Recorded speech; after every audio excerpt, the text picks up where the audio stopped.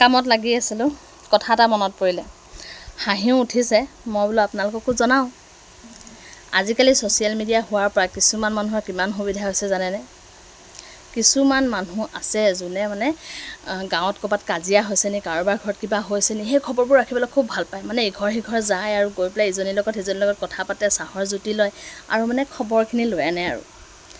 এতিয়া কাজিয়াৰ আমেজ ল'বলৈ ক'ৰবালৈ যাবলৈ দৰকাৰেই নাই, ইমান গেলা গৰমত ওলাই যাবলৈ দৰকাৰ নাই নহয়। মোবাইলটো খুলিলেই হ'ল, একদম ফেচবুক আৰু খুলি দিয়ক আৰু আপোনাৰ কাজিয়া কিমান কাজিয়া চাব।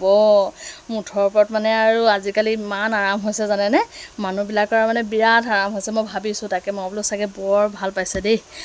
আকৌ আৰু এটা কথা, আৰু কিছুমান মানুহ থাকে যোনে লোকৰ ঘৰত কি হৈছে, শাহু বোৱাৰীৰ মাজত কাজিয়া হৈছেনে নাই, বা কাজিয়া হৈছে যদি কেনেকুৱা ধৰণৰ কাজিয়া হৈছে, শাহুৱেকে বোৱাৰীয়েকক কেনেকৈ জ্বলাইছে, সেইবিলাক জানিবলৈ মন কৰে। ইঘৰলৈ যায়, সিঘৰত গৈ চাহৰ জুতি লয়, আকৌ সিঘৰত গৈ কথাটো উলিয়ায়, এনেধৰণে মানে যাবলগীয়া হয়। কিন্তু আজিকালি যাব নালাগে নহয়। আজিকালি ফেচবুকত চবেই চবৰ কথা কৈয়ে আছে। শাহুৱেকে কেনেকৈ জ্বলালে, শাহুৱেকে কেনে ব্যৱহাৰ কৰিলে, বোৱাৰীয়েকে কেনে ব্যৱহাৰ কৰিলে, চব ছ'চিয়েল মিডিয়াত আজিকালি অ'পেন।